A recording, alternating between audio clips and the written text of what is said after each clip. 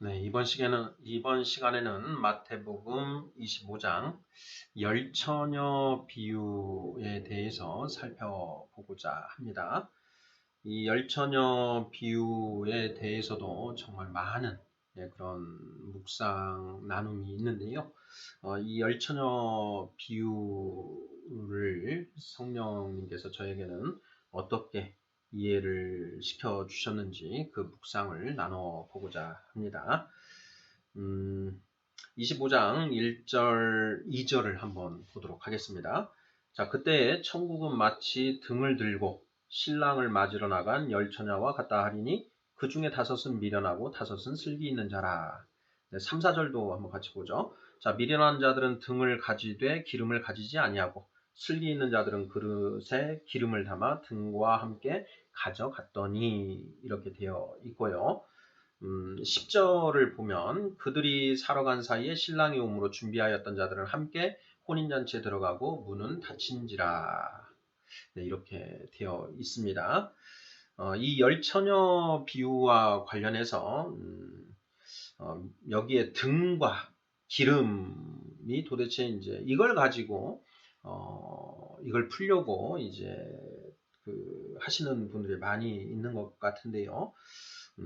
이 등과 기름은 전혀 큰 의미가 없다. 라는 것이 저의 묵상입니다. 흔히 이제 우리가 기름 부음, 기름 이런 게 나오면 이제 성령과 연관시켜서 생각을 하는데요. 이 비유에 나오는 기름은 성령과는 별로 관련이 없지 않은가 하는 것이 저의 묵상입니다. 이 열천의 비유에서 우리가 정말 포인트가 되는 부분은 25장 2절입니다. 그 중에 다섯은 미련하고 다섯은 슬기 있는 자라.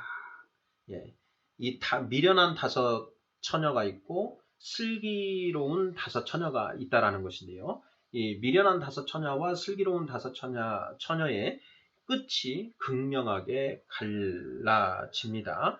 10절 말씀이죠. 그들이 사러 간 사이에 미련한 다섯 처녀가 기름을 더 사러 간 사이에 신랑이 왔다. 그래서 기름을 준비했던 자들은 함께 혼인잔치에 들어가고 문은 닫혀버렸다라는 것입니다. 11절 그 후에 남은 처녀들이 와서 이르되 주여 주여 우리에게 열어주소서. 대답하여 이르되 진실로 너희에게 이르노니 내가 너희를 알지 못하노라 하였느니라. 그런즉 깨어 있으라. 너희는 그날과 그때를 알지 못하느니라. 이렇게 되어 있습니다. 미련한 처녀 다섯은 천국에 들어가지 못했고 슬기로운 처녀 다섯은 천국에 들어갔다.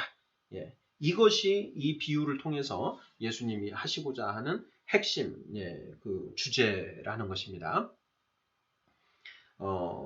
여기에 처녀 10명이 있는데요. 그 10명의 처녀는 다 예수 그리스도의 이제 신부가 될 수 있는 그런 사람들이죠.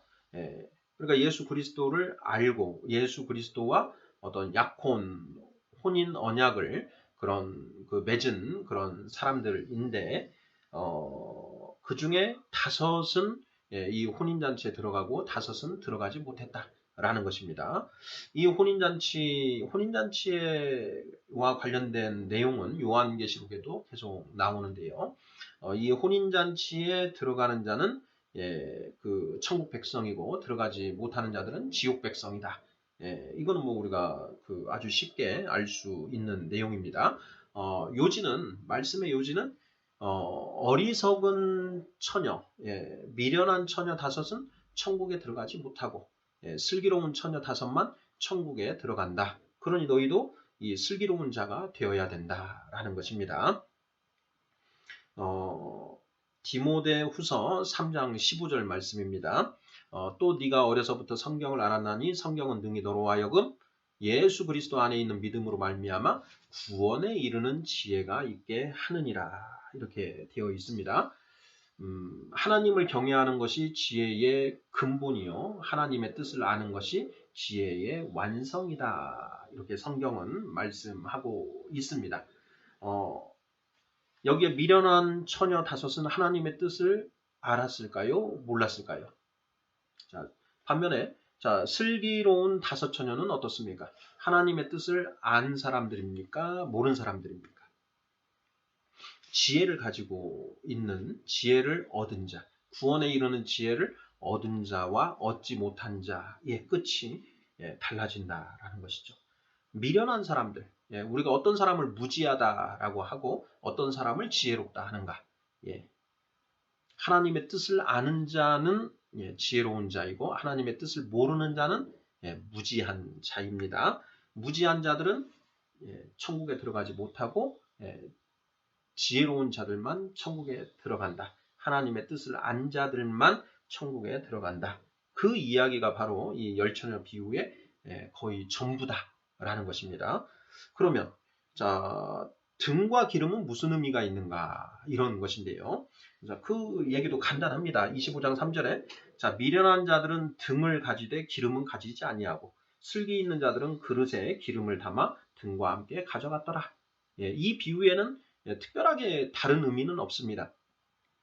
자, 미련한 자들은 바로 한치 앞도 내다보지 못하고 어떻게 될지, 시간이 오래 걸릴지 적게 걸릴지, 오래 걸릴 수도 있다라는 그런 예상을 전혀 하지 못하고 그냥 안이하게 등만 달랑 들고 갔다라는 것이고요. 슬기로운 자들은 지혜가 있는 자들이죠. 지혜가 있기 때문에 혹시 이런 일이 있을 수도 있다라고 대비를 해서 여분의 기름을 가져갔다. 여분의 기름을 가져간 사람들은 지혜가 있는 자들이고 여분의 기름을 가져가지 아니한 자들은 지혜가 없는 자들이다. 미련한 자들이다. 단순히 이것만 지금 말씀하고 계신다라는 것입니다. 그래서 천국은 지혜를 얻은 자들이 들어가는 것이고 지혜를 얻지 못하면 들어가지 못한다. 또 네가 어려서부터 성경을 알았나니 성경은 능히 너로 하여금 예수 그리스도 안에 있는 믿음으로 말미암아 구원에 이르는 지혜가 있게 하느니라. 그 구원에 이르는 지혜, 그 지혜가 있어야만 구원에 이르게 된다라는 것인데요. 그 지혜를 가진 자가, 얻은 자가 지혜로운 자이고 그 지혜를 얻지 못한 자는 어리석은 자다라는 것입니다. 구원에 이르는 지혜를 얻은 자를 성경은 뭐라고 표현하고 있습니까? 고린도전서 2장 3장에 나옵니다. 고린도전서 살펴보겠습니다. 먼저 3장 1절이죠. 형제들아 내가 신령한 자들을 대함과 같이 너희에게 말할 수 없어서 육신에 속한 자 곧 그리스도 안에서 어린아이들을 대함과 같이 하노라. 여기에서는 신령한 자들, 신령한 자들, 하나님의 뜻을 안 자들 이렇게 이야기를 하고 있고요.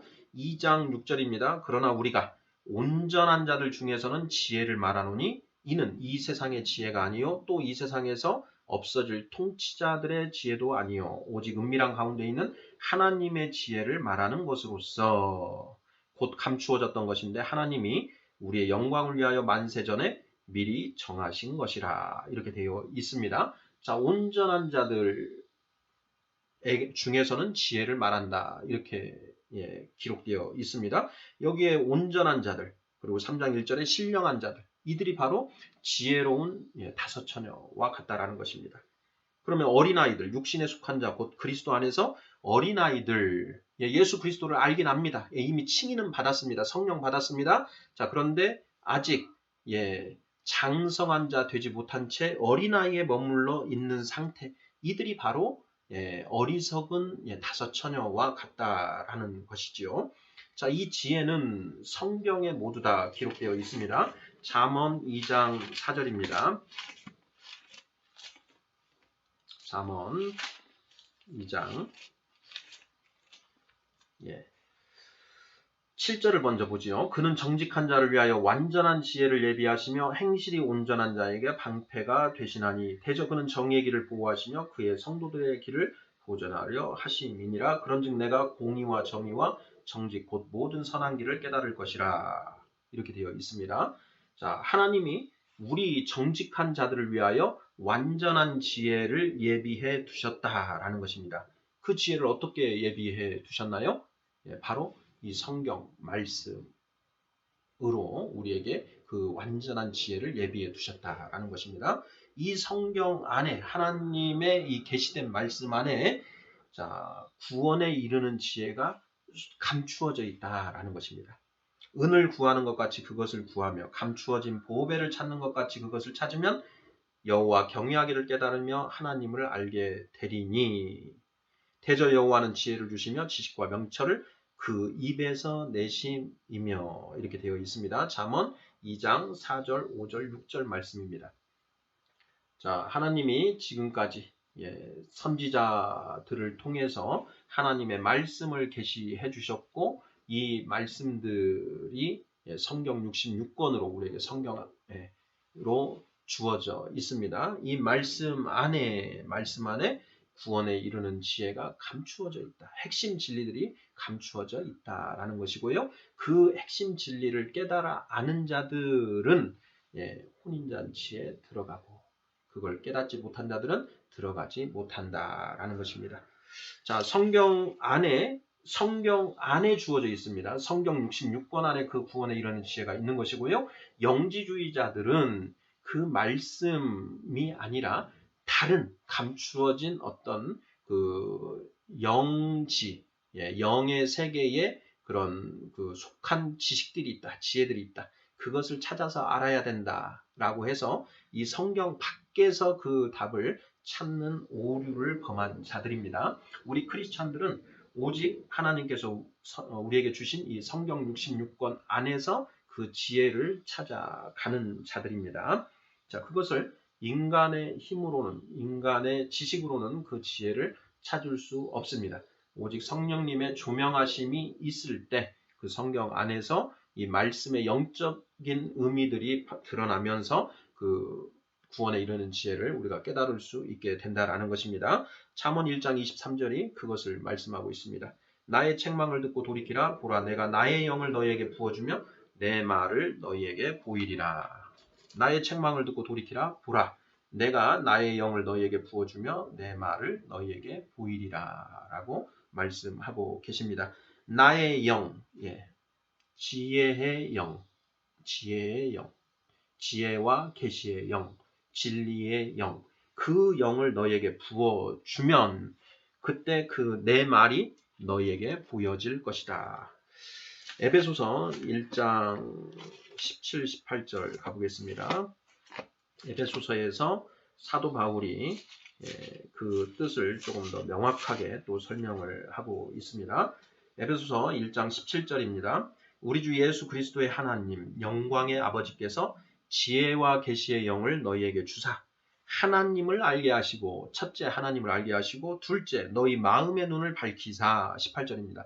너희 마음의 눈을 밝히사 마음의 눈 영안이죠. 그 영안을 밝혀서 뜨게 해서 자 안약을 발라서 보게 하고 요한계시록 3장이었죠.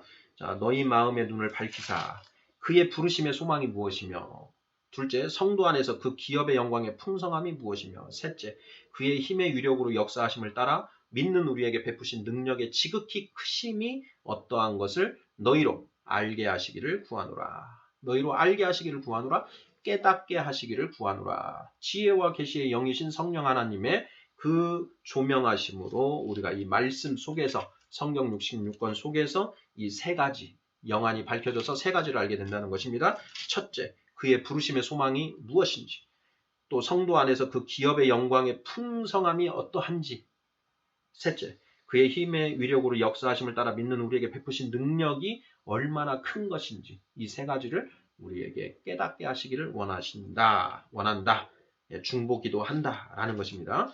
고린도 전서 1장 21절 역시 같은 맥락입니다. 읽어보겠습니다. 고린도 전서 2장 12절입니다.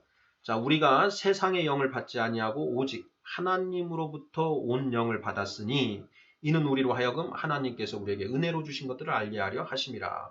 이 말씀은 잠언 1장 23절과 그 괴를 같이 하는 말씀입니다.